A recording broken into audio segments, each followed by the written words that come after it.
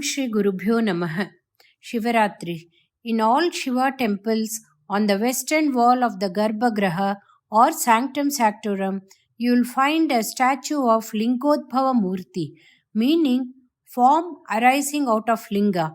Lingodbhava Murti is one of the 64 forms of Shiva, such as Vrishabharadhar, Ardhanarishwarar, Hariharar, Natrajar, Kamari, Bhairavar, Dakshinamurti, Somaskandar, Bhikshadanar, Urdhavantvar, Jalandharasura Samhararar, Kala Samhararar, and so on. That is the form on the rear western wall in which we find the outlines of a linga within which is sculpted another figure whose head and feet are not seen. Below is the Varaha form and above is the Hansa form.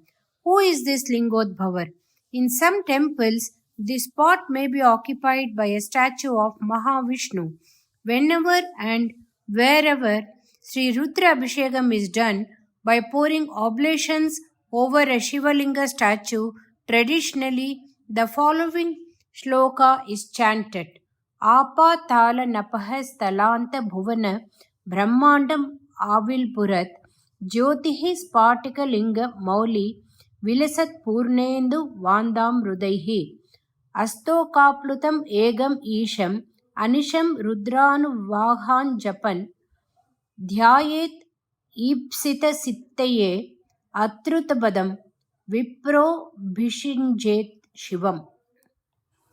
The shloka says that we should do abhishekam to the brilliant Spatikalinga that is spread from the nether worlds to limitless expanses of the skies. Spatika is a naturally occurring crystal found in some of the rivers of the Himalayas, such as Gandaki. Crystal has no color. Whatever is kept behind it, it will reflect that color. It is spotless. If you keep a green leaf behind it, the whole linga will seem green. Same will happen with a red flower, that the whole crystal will look red. It is as though reflecting our mental makeup.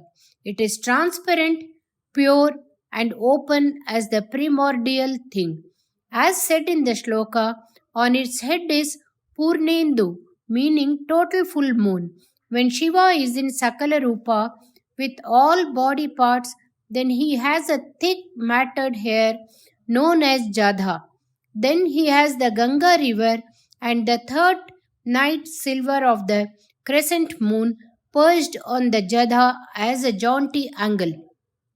Then he is known as Chandramouli. But when he is Nishkala Tattva as a linga, without any form, he has the full moon on his head from which the nectar of Amrita flows. Yogis meditate on the effulgent light in the 1,000-petaled lotus flower, in the Chandra Mandala, in the peak of their head. Jyotirlinga is representative of the entire cosmos. Abhishekam to the linga is paying obeisance to the whole orderly, harmonious and systematic universe. The above shloka says all this. All the Brahmanda or cosmic egg is a Shivalinga, says Sri Rudram. Sri Rudram says that everything in the universe, good and bad, is the form of Shiva. Why is the lingam spherical? For a sphere, there is no head or tail, no start or end, and no sides taken.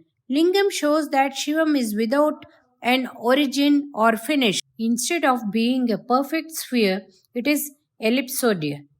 The universe is also ellipsoidal.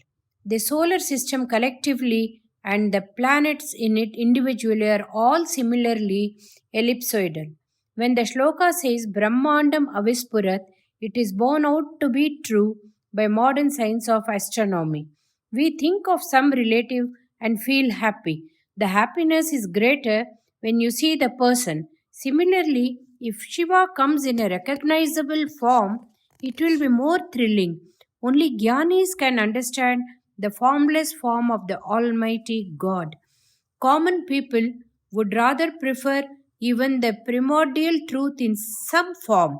That is why Instead of being the shapeless shape of Shivalinga, he knows the Lingodbhava Murti within the Linga.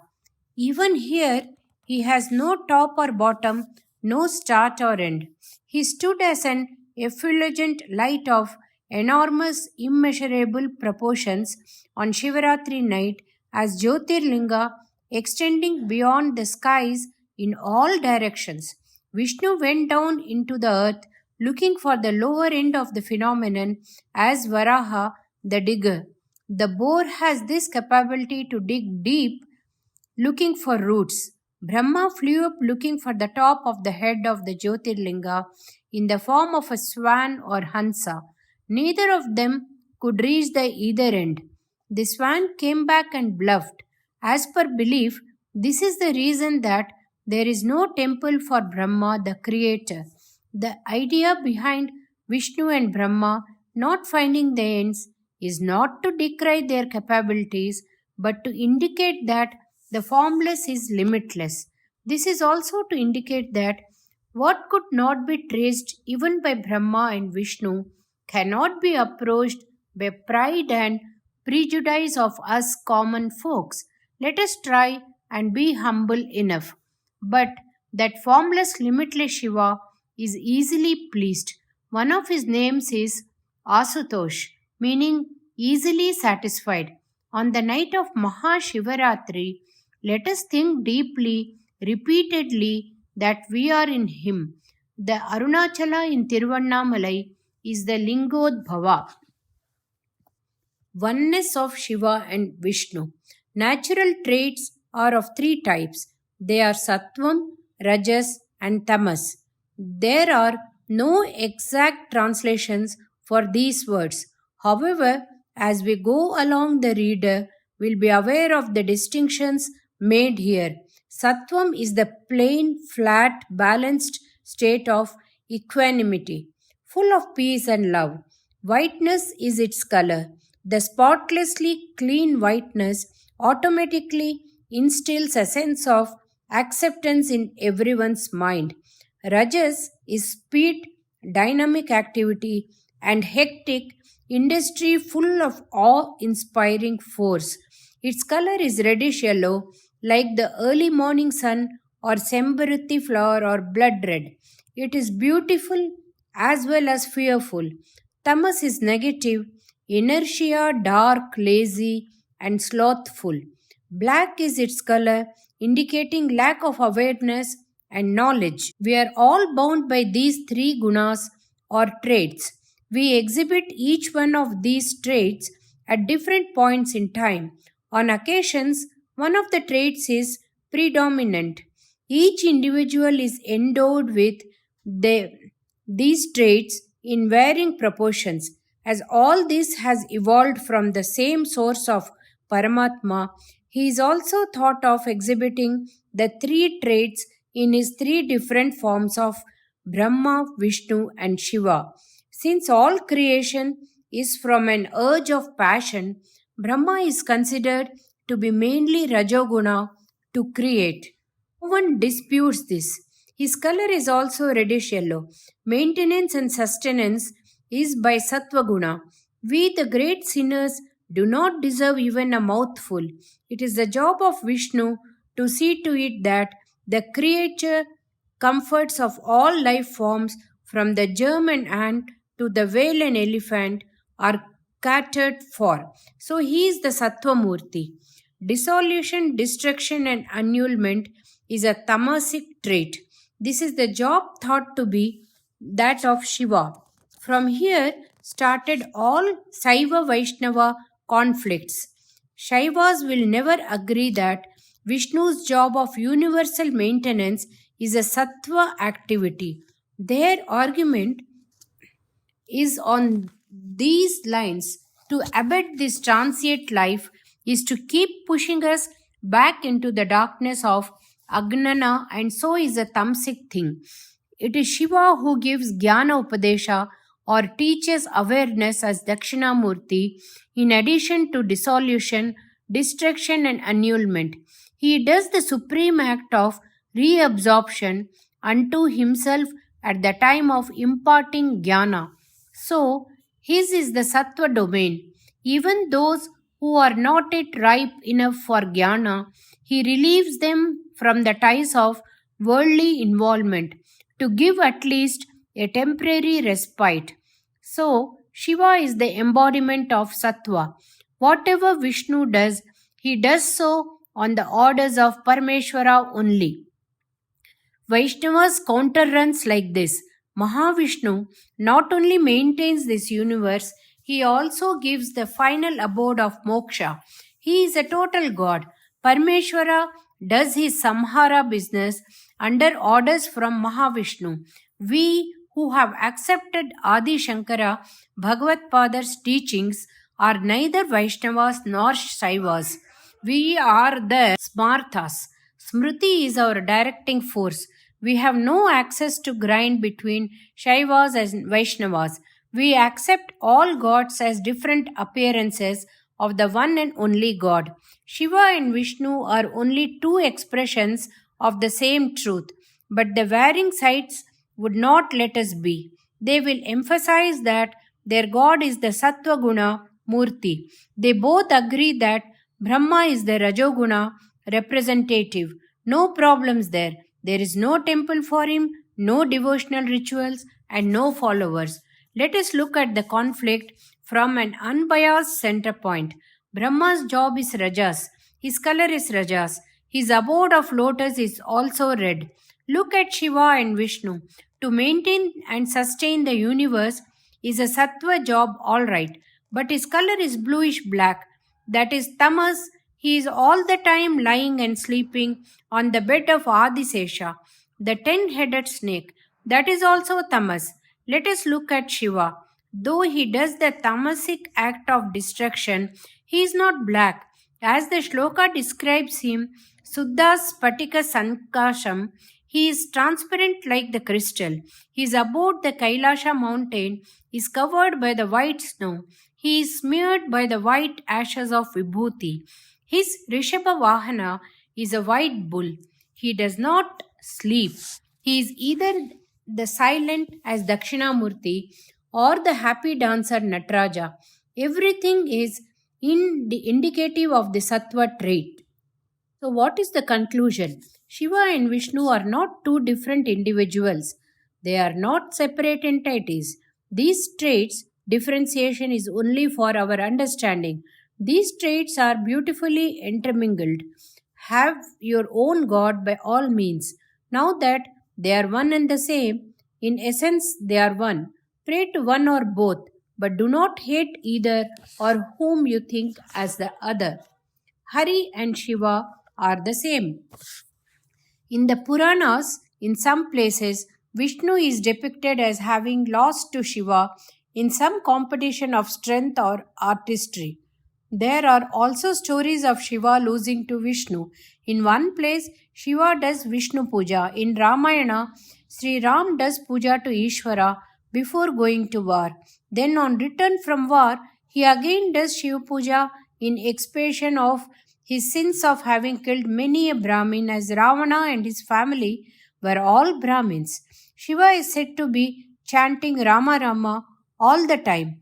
Tiruvannamalai Sthala Purana describes as to how Brahma and Vishnu failed in their effort to reach the head feet of Shiva respectively. From Ramayana, we get to know that there was a competition between Shiva and Vishnu in which Shiva is said to have been defeated, and it is that bow rendered defunct which was broken by Sri Rama while winning the hands of Sita. Tiruvilmalai Puranam says that Vishnu did Shiva Puja once. At the end of the ritual, he ran out of flowers, so he is said to have plucked his eyes and offered them to Shiva. Here in this temple, the Ishvara is known as Netra Arpaneshwarar. On another occasion, Shiva is known to have been stained by Brahma Hatti dosha for having cut off Brahma's head. To get rid of the dosha, he did Vishnu Puja. There is the story in the Sthala Purana of Tirukandiyur. Here Vishnu has a name Harasapa Vimochanar, meaning he who annulled Shiva's curse. There are many such stories which praise one at the other's cost. You may object, saying, how can you say that they are one and the same, and then give credence to stories in which one and the same God by the name of Shiva or Vishnu defeats the other? Then the question also remains as to how can one do puja to oneself? I will answer your question. I told you about the history of Shivadhanush, which Rama broke while trying to get it ready. This story about the Shivadhanush was told to Rama by Parasurama only. After marrying Sita, as Sri Ram was returning to Ayodhya, Parashurama accosted him. You seem to have obtained super status by breaking Rudradhanush that was rendered defunct in Shiva Vishnu confrontation earlier. Now I will give you the Vishnu Dhanush. Try and see if you can do something with it. Who is this Parshurama? He is Vishnu Avatara only. So is Rama a Vishnu Avatara. Did they not have a confrontation? Here one Avatara of Vishnu by the name of Parashurama loses to another Vishnu Avatara called Rama. This Rama later on did the Shivalinga Puja and installed it at Rameshwara. God Himself shows the way of Bhakti Marg or the path of devotion by being a devotee Himself. That is why in some places Shiva does Vishnu Puja and in some other places Vishnu does Shiva Puja. Both are the same. Haran and Hari join to become Hariharan. So is Shankara Narayanan. The idea is to attain to oneness through diversity.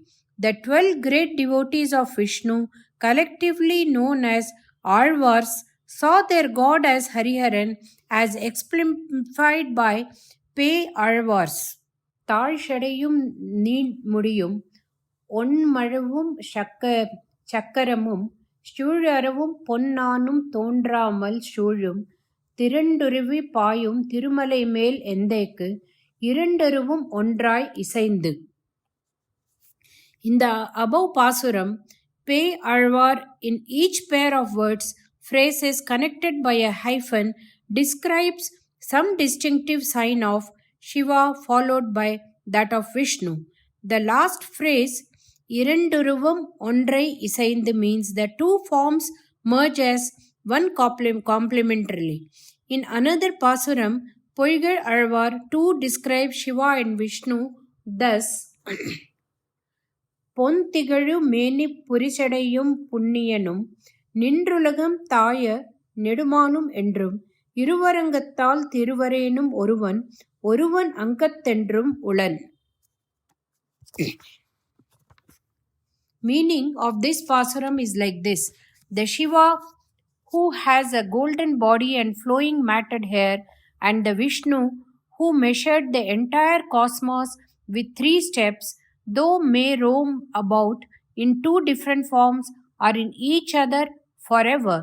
The great Kamban said, there is no saving grace for those who fight on the grounds of Shiva or Vishnu being greater than the other, let alone recognized great Gyanis and scholars.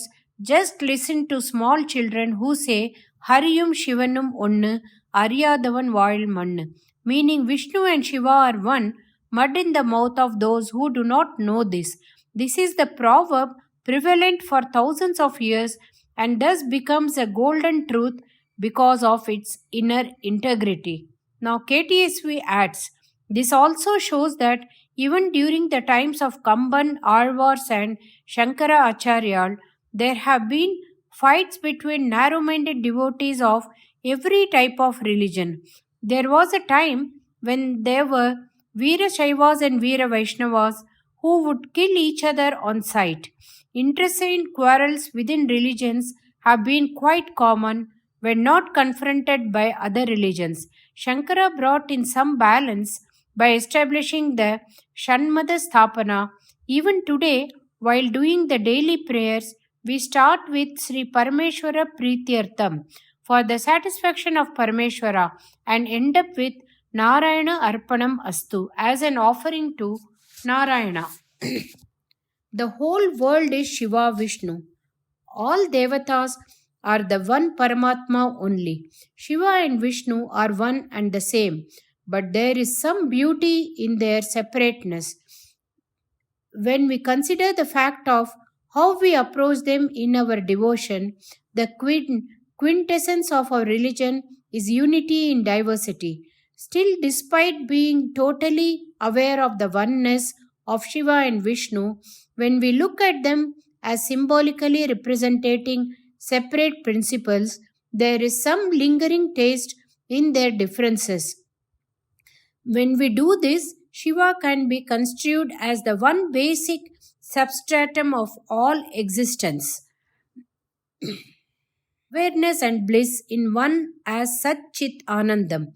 Vishnu can be taken as the apparent power in running the show that is the world. That is, Shiva can be considered as Parabrahmam and Vishnu as Parashakti. Ambal and Vishnu are one, is the practical experience of the realized. Appar Swamigal says, Ariyalal Devi illai Ayyan Ayaranarke. The meaning of this line of Appar quoted will be clear if you look at the status of Shankara Narayana and Ardhanarishwara. In both, right side is Shiva, the left side is Vishnu in Shankara Narayana, and the same left side is Ambal in Ardhanarishwara. What is the one existence is shown as many is the power of Shakti Vishnu. That is, the whole world is the shape of Vishnu. Vishnu Sahasranamam starts with the words Vishwam Vishnur. There is also the saying Sarvam Vishnumayam Jagat, meaning that the entire universe is the Vishnu's form. We say that managing this world is the task of Vishnu. All the pleasures and feelings about this world are defeated Deivikam Akkapattadu. In the Bhakti Marga, that is the path of devotion. That Bhakti Marg is more connected to Vishnu seemingly. There is Harikatha and Harinama Sankirtanam. We do not hear about Harikatha and Harinama Sankirtanam, though the word Bhagavatar should mean a person devoted to God. The word is more prevalent when referring to the devotees of Vishnu. Similarly, Bhagavatam is either the story of Vishnu or it is Devi Bhagavatam. When we forget this world and dwell in the basic peacefulness of existence, then we are more connected to Shiva. Like we have more prevalent words such as Shiva Jnanam and Shiva Yogam. We do not have words on concepts such as Vishnu Jnanam and Vishnu Yogam. Since the apparent variety of the world is Vishnu, the saying Sarvam Vishnumayam Jagat has come into being. When the variety is gone, with the resultant experience of oneness, then Ekam and not Sarvam will remain. There only the experiencer remains. World is struck off. Shivam only remains. That is why it is Shivamayam. In the Vibgyor, the 7 colors of the spectrum, white and black, are not to be found. In truth, the white Shiva and the black Vishnu are not included in the universal colors, or in other words, they are not this worldly, but the stuff of which this world is made of. Whatever is burnt, first it becomes black. The burnt object will lose its color. Even the newspaper, if burnt, will be black and the printed letters in it will become blacker. Even cloth, when burnt, may still retain its shape. This is the stage before it loses the shape. This is Vishnumayam Jagat. In this stage, all feelings and pleasures have come to nil. Further, subjection to the heat of jnana will render it to the whiteness of ash, and that is Shivamayam. Forget not Shiva, be a slave of Vishnu. Burnt wood becomes coal. That coal, further subjected to pressure and heat, becomes successively quartz, crystal, and diamond. While still in the world, when our sight is sanctified enough, the Maya of the world does not affect us. Everything, including the world, seems as a form of Vishnu, and we experience Sarvam Vishnumayam Jagat. At that stage, our ignorance is burnt off, and Tirumal is Karumal, that is black of coal.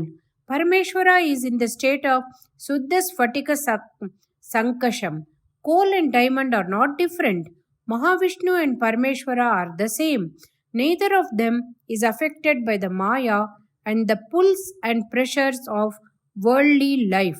Neither Mahavishnu's blackness nor Shiva's whiteness is part of Vibjaya. The reality, due to Maya, is seen as different colors. When the truth is corrupted, it is called a colored version. How true the expression? Color is untrue. As long as we keep our minds adherent to the blackness of Vishnu and whiteness of Shiva, we are closer to the truth. The followers of Shiva wear the white ashes, indicative of the final eternal remainder, Niru, that is Tiruneeru. Vishnumayam Jagat is indicated by mud, sand, and dust. All trees, plants, creepers, animals, and human beings go back to the earth, so the earth is also indicative of the final stage. That is why the followers of Vishnu wear the man, that is Tiruman. Tiruneeru and Tiruman both symbolically indicate the same final principle. As there is no difference between Hari and Hara, there is no difference between Shaiva and Vaishnava, Tiruneeru and Tiruman. The Namam is worn vertically upwards from down to show the aspiration upwards. When everything has become equal in Shiva Yoga, the Vibhuti is worn flat horizontally. Both are worn on the forehead. It is wrong to impute differences between Shiva and Vishnu. The Vaishnava Alvars and Shaiva Nayanmars have seen their gods as one and the same at the zenith of their devotion. If an Alvar has sung Pirai Tangu Sadayanai Valatte Vaitu, meaning keeping the one with the matted hair and crescent moon, that is Shiva, on the right side, as though echoing the same as Nayanamar has sung Kudam Atiyai Idaite Kondu, meaning keeping the one who danced with Gopikas carrying the water pots, that is Krishna or Vishnu, on the left. In Tamil Nadu, from very old times, this mutual accommodation and acceptance has been there. That is why both Shiva's star of Adirai or Arudra and Vishnu's Onam have the prefix Tiru and are the only stars with that prefix and are called Tiruvadirai and Tiruvonam respectively. To have this sense of equality from childhood, Avayar had said in Artichudi Aranai Maraval, meaning do not forget Shiva, and Tirumalakka Adimai Sei, meaning become a slave of Vishnu. To be devoted to one God may seem useful to attain mental concentration. There is justice there, but that does not give you liberty to decry others' gods. We should not even think of them as anything less. You can be devoted to your own God and pray to him or her. Through that process, we are being devoted to the formless and traitless one only. We should become aware that our God is also the same as others' God. Though seemingly different, once this idea comes, we will not look down on others' beliefs, then there can be no fights on grounds of religious beliefs. Religions have evolved for mutual love and acceptance, not for hatreds and fights. Om Shri Mahaperiva Sharanam.